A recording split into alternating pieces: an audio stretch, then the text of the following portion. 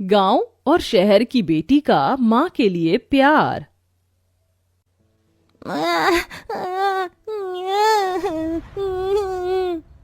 सुन सुन नन्ही लोरी की धुन, हो जा मीठे सपनों में गुन। सुन सुन नन्ही लोरी की धुन, हो जा मीठे सपनों में गुम। तारी रा रा रम, रा रा रा रा रम। जलते हुए लालटेन की मध्यम रोशनी में वो गरीब माँ अपनी दो बेटियों के साथ झोपड़ी में बैठी थी, जिसके पति की जलती चिता की आग अभी ठंडी भी नहीं हुई थी। गोद में 2 दिन की बच्ची थी। लगता है इसे भूख लगी है, मगर दूध भी नहीं। एक रोटी तो रखिए, वही खा लेती हूँ, थोड़ा दूध आ जाएगा। जैसी सुलोचना वो रोटी उठाती है, तभी 3 साल की नंदिता वो रोटी मांग लेती है। माँ भूख लगी है, रोटी दो ना। ये ले मेरी बच्ची, खा ले। और उस गरीब माँ ने अपने मुंह के आगे के निवाले को अपनी बेटी को दे दिया। एक माँ के दिल में औलाद के लिए ममता के सिवा कुछ भी भरा नहीं होता। सुलोचना की शादी सुदेश से हुई थी। जैसे तैसे दोनों का जीवन गरीबी में गुजर बसर हो रहा था, जिससे सुलोचना को नंदिनी और 2 दिन पहले एक और बेटी हुई। मगर दुर्भाग्यवश एक हादसे में सुदेश की मौत हो गई।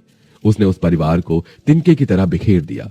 ऐसे में समाज ने उस माँ को कोसने में कोई कसर भी नहीं छोड़ी। हे भगवान, किसी और माँ को मुझसा दिन मत दिखाना, जब वह अपनी औलाद को छाती से सटाकर दूध भी ना पिला सके। जैसे तैसे सुलोचना चीनी का घोल पिलाकर अपनी दोनों बेटी को थपकी दे देकर सुला देती है और अपनी जिंदगी का मकसद अपनी दोनों बेटियों को पाल पोस कर पढ़ाना लिखाना बना लेती है, जिसके लिए वो मजबूर होकर अमीर के घर झूठे बर्तन मांजने लगती है। देखते देखते 10 साल बीत जाते हैं, जिसमें नंदिनी अपनी माँ के दुखों को समझती थी, तो वहीं तानी बिल्कुल अलग थी। माँ क्या कर रही हो? मुझे दर्द हो रहा है। कितनी बार कहा है ना, मुझे ये गंदा सा तेल लगाकर चंपू मत बनाया करो। मेरा टिफिन दे दो, मुझे स्कूल के लिए देरी हो रही है। तानी, तो इस तरह से माँ से क्यों बात करती है? माँ तो हमसे कितना प्यार करती है। कोई प्यार नहीं करती है ये हमसे। अगर प्यार करती तो हमें ये गरीबों वाली जिंदगी नहीं देती, हमें सड़ी हुई सी झोपड़पट्टी में नहीं रहते। तानी की ऐसी कड़वी बोली अक्सर ही गरीब सुलोचना का मन दुखाती। उस रोज तानी जब स्कूल में अपने खाने का टिफिन देखती है तो आलू की भुजिया देखकर पिनक जाती है। तभी उसके साथ बेंच पर बैठी रितु ने कहा, देखो देखो, आज भी इसकी गरीब माँ ने रोज की तरह आलू की भुजिया दी है। बेचारी गरीब कहीं की। उस रोज तानी तिलमिलाई हुई घर आती है, फिर भी सुलोचना अपनी थकान को छिपाकर मुस्कुराती है। अरे आ गई मेरी प्यारी बिटिया। तानी टिफिन को झनाक से पटक कर अपनी माँ को कोसने लगी। कैसी गरीब माँ हो तुम, रोज रोज आलू की भुजिया और रोटी दे देती हो। तुम्हारी वजह से आज मेरे दोस्तों के बीच मेरा कितना मजाक उड़ा, पता है? उनकी माँ उन्हें मटर पनीर बनाकर देती है। तानी मेरी बहन, माँ हमको पढ़ाने लिखाने के लिए कितनी मेहनत कर रही है।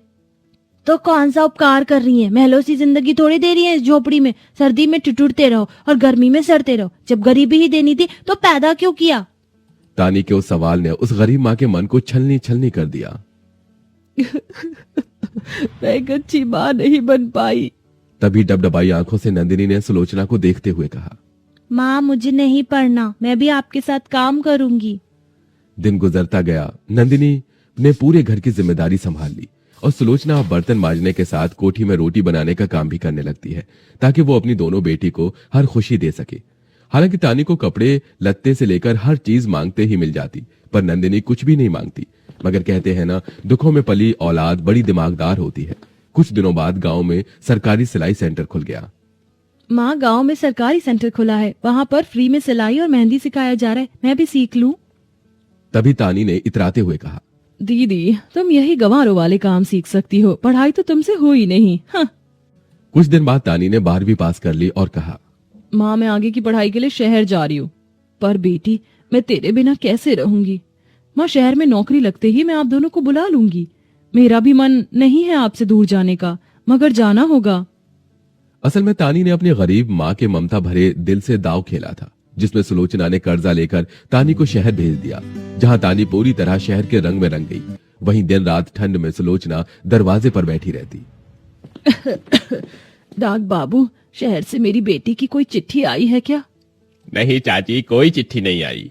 तभी मनोरमा ने कहा, अरे सुलोचना, एक बार जिसको शहर की हवा लग जाती है उसे रिश्ते नाते नहीं दिखते। भूल बैठी तेरी बेटी, तभी तो जाने के बाद एक बार भी पूछने नहीं आई कि तू जिंदा भी है कि मर गई। बड़ा आस लगाया था तूने अपनी शहरी बेटी, देख लिया नतीजा। मनोरमा ताने मानकर चली गई, जिसे सुन सुलोचना रोती रही। मेरी बेटी अपनी इस गरीब माँ को नहीं बिसार सकती। माँ चुप हो जाओ, तुम जानती हो ना मैं तुम्हारी आंखों में आंसू नहीं देख सकती। मैं तुम्हें शहर लेके चलूंगी, हम दोनों मिलकर ढूंढेंगे तानी को। इधर उधर से ले देकर नंदिनी अपनी माँ को गांव से शहर लेकर आ गई। सुलोचना की बूढ़ी आंखें बस किसी भी हाल में तानी को देखना चाहती थी। तभी दोनों ने उसे कुछ आवारा लड़कों के साथ जाते देखा। हाँ वेल, आज की पार्टी बहुत अच्छी थी। वो तो होनी थी, तानी ने जो दी थी। नंदिनी, वो देख तानी। तानी, रुक जा बेटी। सुलोचना नंदिनी का हाथ छुड़ा के जैसे आगे बढ़ी, कमजोर शरीर की वजह से वो जमीन पर गिर गई। तानी, क्या ये दोनों गंवार तुम्हारी माँ और बहन हैं? नेवर, मैं तो इन्हें जानती भी नहीं। ये कहकर तानी अपने बड़े से फ्लैट में चली आई, जहां नंदिनी और उसकी गरीब माँ सादे गांव के लिबास में वहां चले आई। उन्हें देख तानी ने चिढ़कर कहा, तुम दोनों गंवार शहर क्यों आई हो? तुझसे मिलने बहन। जानती हो तानी, माँ ने तुम्हें कितना याद किया। तुमने ना हमारा फोन उठाया और ना ही कभी शहर लेने आई। तुम दोनों गंवार को शहर लाकर मुझे अपनी बेइज्जती थोड़ी करानी थी। क्या बताऊंगी मैं जब मेरे दोस्त मुझसे पूछेंगे कि तुम्हारी माँ क्या करती है? तो क्या मैं उनको ये कहूंगी कि मेरी माँ बर्तन मांजने वाली है? मेरी क्या इज्जत रह जाएगी फिर? अपनी शहरी बेटी के इस बात से सुलोचना को बड़ा धक्का लगा। उसकी आंखों से झरझर आंसू बहने लगे। बेटी, तू चाहेगी तो मैं किसी को नहीं बताऊंगी कि मैं गरीब बदनसीब तेरी माँ हूँ। हमें यहाँ रहने दे। मगर यहाँ तुम दोनों गांव की गंवार माँ बेटियों को मुफ्त की रोटियां तोड़ने को नहीं मिलने वाली। काम करना पड़ेगा। मुझे मंजूर है। सुलोचना और नंदिनी एक नौकर की हैसियत से वहां काम करने लगती है, जिसके बदले तानी उन्हें 2 रोटी देती है। ये लो, खा लो दोनों। सिर्फ 2 रोटी? माँ का शरीर पहले ही कितना कमजोर है। ये सोचकर अपने हिस्से की रोटी नंदिनी अपनी माँ को खिला देती है। दिन बीतता गया। एक दिन तानी के घर शौर्य आता है। हे बेबी, आ गए तुम? हाँ तानी, मैंने मम्मी डैडी से शादी की बात कर ली है। वैसे ये कौन है? कोई खास नहीं, नौकर समझो इन्हें तुम। दोनों खड़ी क्या हो, दफा हो। बेटा, तुम कुछ चाय पानी लोगे? तानी अपनी माँ और बहन को आंखें दिखाकर भेज देती है और किचन में आकर उन्हें धमकाने लगती है। इधर शौर्य कुछ अलग सोच में होता है। पता नहीं क्यों उन माँ जी की शक्ल तानी से मिलती है। तुम दोनों से मेरी खुशी देखी नहीं जा रही। खबरदार जो शौर्य के सामने खुद को मेरी माँ और बहन बताया। शौर्य इस सच को सुन लेता है। क्या ये तुम्हारी माँ और बहन है? फिर इनके साथ ऐसा बर्ताव क्यों कर रही हो तुम?